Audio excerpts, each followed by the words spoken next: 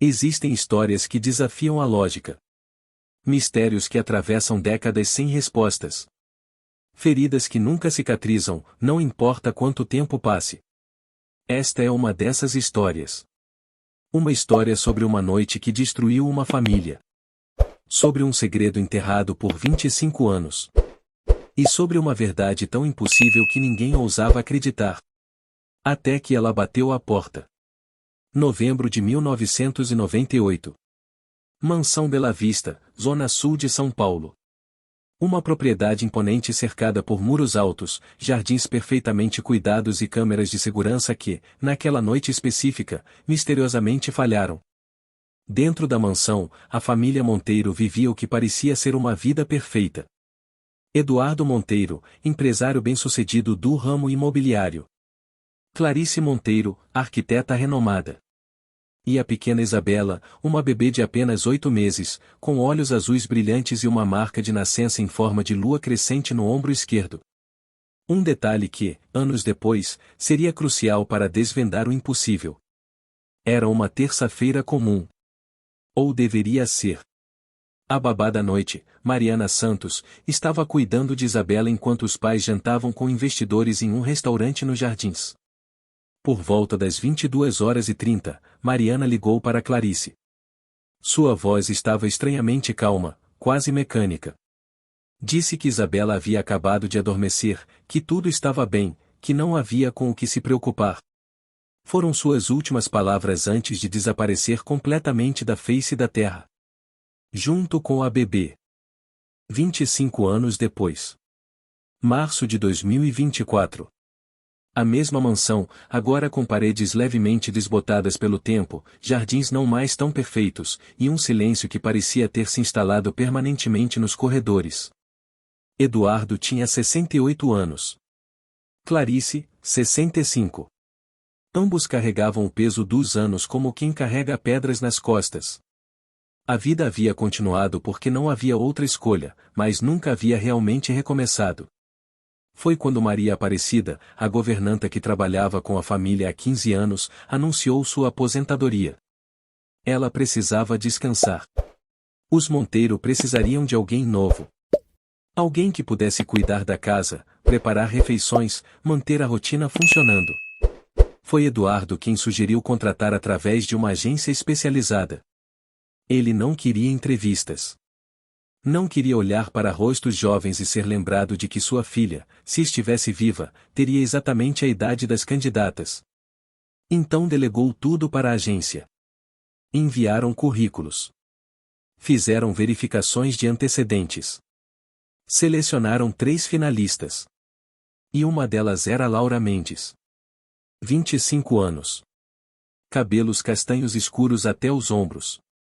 Olhos azuis que pareciam carregar uma tristeza antiga. Sem família próxima, segundo seu currículo.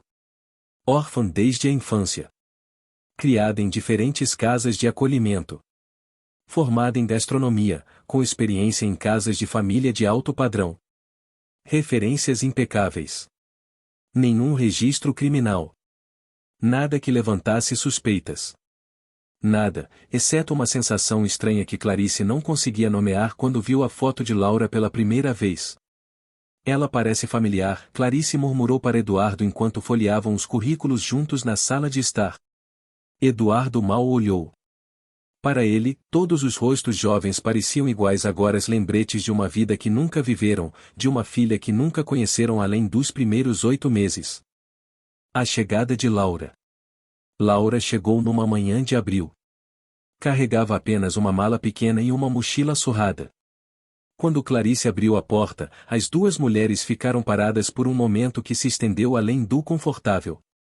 Laura sorriu um sorriso nervoso, quase tímido, e estendeu a mão. Bom dia, senhora Monteiro. Sou a Laura. É uma honra estar aqui. Sua voz era suave, mas havia algo nela que fez Clarice estremecer. Não era nada óbvio. Não era ameaçador. Era apenas familiar. Como ouvir uma música que você conhecia há muito tempo, mas não conseguia lembrar onde tinha escutado pela primeira vez. Os primeiros dias foram normais. Laura demonstrou ser extremamente competente. Cozinhava refeições deliciosas. Mantinha a casa impecável. Era educada, respeitosa, quase invisível na maneira como se movia pelos cômodos. Eduardo mal notava a sua presença. Mas Clarice não conseguia parar de observá-la. Havia pequenas coisas. A maneira como Laura segurava a xícara de cafés com as duas mãos, como se estivesse sempre sentindo frio, exatamente como Clarice fazia. O jeito como ela arrumava as almofadas do sofá, sempre com o padrão virado para o mesmo lado, uma mania que Clarice tinha mas nunca havia mencionado a ninguém. E depois havia os olhos. Aqueles olhos azuis que pareciam capturar a luz de uma forma específica, criando pequenos reflexos dourados quando a luz do sol batia em determinado ângulo. Como os olhos de Isabela nas fotos de bebê. Mas Clarice afastava esses pensamentos. Era loucura. Coincidência. O cérebro vendo padrões onde não existiam, porque ela queria tanto acreditar que sua filha ainda estava viva, em algum lugar, mesmo depois de 25 anos. As suspeitas crescem. Foi na terceira semana que tudo começou a desmoronar. Ou talvez, a se reconstruir. Dependendo de como você olhava. Clarice estava organizando correspondências quando encontrou um envelope sem remetente. Dentro, uma carta digitada. Sem assinatura.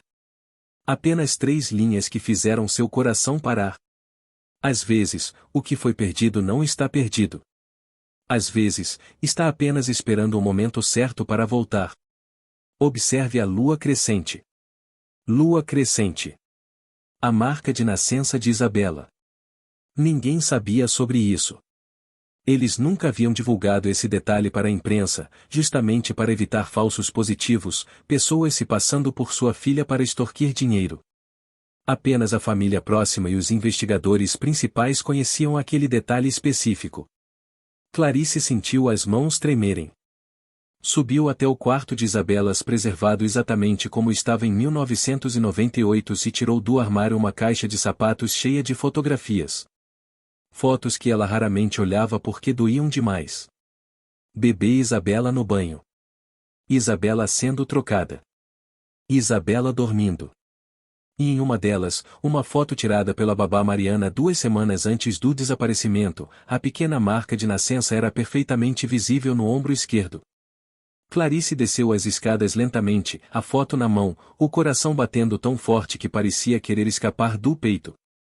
Laura estava na cozinha, preparando o almoço.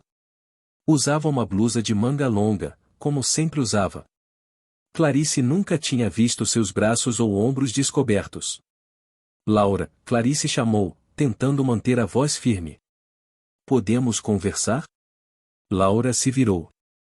Seus olhos encontraram os de Clarice, e por um breve momento, algo passou entre elas. Reconhecimento. Medo. Esperança. Tudo ao mesmo tempo. Claro, senhora Monteiro. Algum problema? Clarice deu um passo à frente. Recebi uma carta hoje. Uma carta estranha. Ela estendeu o papel. Laura leu, seu rosto permanecendo cuidadosamente neutro. Que estranho, Laura murmurou. Alguma ideia de quem possa ter enviado? Mas sua voz tremeu. Apenas levemente. Mas tremeu. Clarice respirou fundo. Laura, posso te fazer uma pergunta muito pessoal? Sim, senhora. Você tem alguma marca de nascença? O silêncio que se seguiu foi ensurdecedor. Laura ficou completamente imóvel. Seus olhos se encheram de lágrimas que ela piscou rapidamente, tentando conter. Suas mãos apertaram a borda da pia atrás dela. Por que está perguntando isso? Sua voz era quase um sussurro. Porque preciso saber. Preciso, e por favor. Laura fechou os olhos. Uma lágrima escapou. Lentamente, muito lentamente, ela levantou a mão direita e começou a puxar a manga da blusa. A pele pálida do braço apareceu. Depois o ombro. E lá, perfeitamente visível, uma marca de nascença em forma de lua crescente. Idêntica à da foto que Clarice segurava. O mundo parou. Clarice deixou a foto cair. Suas pernas fraquejaram. Laura deu um passo à frente, segurando-a pelo braço antes que ela caísse. Eu sinto muito, Laura sussurrou, lágrimas agora caindo livremente. Eu sinto tanto. Eu não sabia como, e eu não tinha certeza se vocês iriam querer, e eu tinha medo. Teste de DNA e reencontro. 3 semanas depois. Um laboratório particular em São Paulo. Um técnico entregava um envelope lacrado para Eduardo e Clarice. Eles estavam sentados em uma sala de espera estéril, com Laura a alguns metros de distância, dando-lhes espaço. As mãos de Clarice tremiam tanto que Eduardo teve que abrir o envelope. Ele leu. Releu. Seus olhos se encheram de lágrimas. Passou o papel para Clarice. Ela leu a primeira linha e não precisou ler mais nada. Probabilidade de parentesco biológico, de 99,99%. Laura observava de longe, tentando ler suas expressões, seu coração batendo tão forte que parecia que ia explodir. Eduardo levantou primeiro. Caminhou até ela. Parou bem à sua frente. E então, com voz quebrada, disse as palavras que ela esperou a vida inteira para ouvir. Isabela. Ela desmoronou. Eduardo a segurou. Clarice correu até eles. E os três ficaram ali, abraçados, chorando, 25 anos de dor, perda, culpa, e agora, finalmente, um impossível alívio se misturando em lágrimas que não paravam de cair. Bem-vinda de volta, Clarice sussurrou contra os cabelos da filha. Bem-vinda de volta para casa, minha menina. Minha Isabela. E pela primeira vez em 25 anos, a mansão Bela Vista não ecoou com silêncio.